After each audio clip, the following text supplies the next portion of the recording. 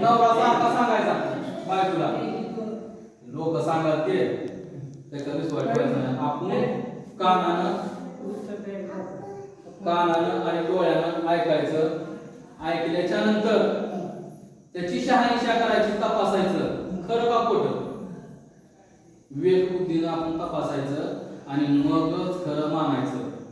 10 लोक जर सांगत असतील तर ती खरं आहे असं नाही. एका माणसानं बी सांगितलेलं खरंच आहे. 10 माणसं जर शिळीला गाडा म्हणत असतील तर खरं आहे का नाही. एक माणूस जर शिळीला शिळीच म्हणत असेल त्याच खरं आहे. मग ह्याच्यावर वाद व्हायचा आहे नवरा बायको. सगळं गाव म्हणाले की हे आहे आणि तुम्ही त्यांच्या गावाला विरोध करायला खोटं आहे म्हणून, खोटं आहे म्हणून. तुमचं माझं जमणं गेले. गाव खरं का तुम्ही खरे, गाव खरं का तुम्ही खरे, हे काय म्हणणार. त्याची परिस्थिती पुढे एका दिवशी येईल. मग त्याने काय केलं, पहाटे 4 वाजताच बायकोला उठवला. उठ म्हणला. अहो काय आहे आता 4 वाजले, तेवढ्या लोक उठून काय करायचं. चल म्हणला येशील. गावाच्या बाहेर येस होती, तिथं आला. तू नुसतं बघ म्हणला मी काय करतो. 65 ठसे उठवले त्यानं. कशाचे, वाघाचे ठसे उठवले त्यानं हाताला. म्हणजे उठवीत असं आकार तरी आला गावात. तर म्हणलं आता झोपू.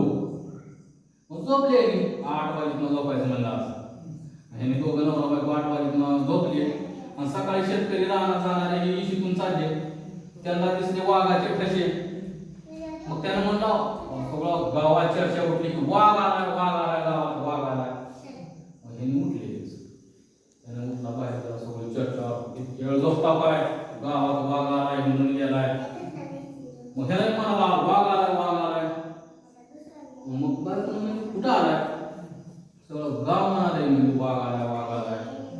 मग काय करावं, काय कसे उठले ते म्हणले लोक म्हणे पावलाचे कसे गावात आलेला आहे, बाहेर गेलेला आहे, वाघाचे कसे उठले ते.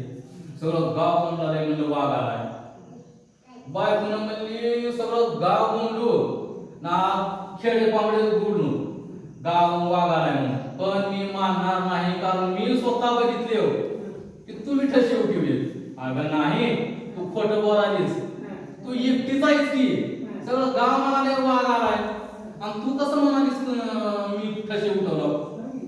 हा मग तिनं म्हणली तुमचंच खरं आहे. म्हणजे गाव जरी बोलत असल वाघ आलाय, पण मी स्वतः माझ्या डोळ्यानं बघितलंय, मी तपासलंय, मी माझ्या देखत काय केलं ठसे उठवला.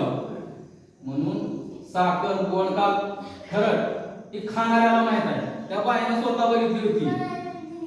कुणी केले ती आपण बघाय नाही. म्हणून सत्य ही 10 जणांना सांगितलं काय आणि 1 जणांना सांगितलं काय. सत्य ही सत्यच असतंय. त्याच्यासाठी सत्य तपासण्याच्या पायऱ्या आहेत.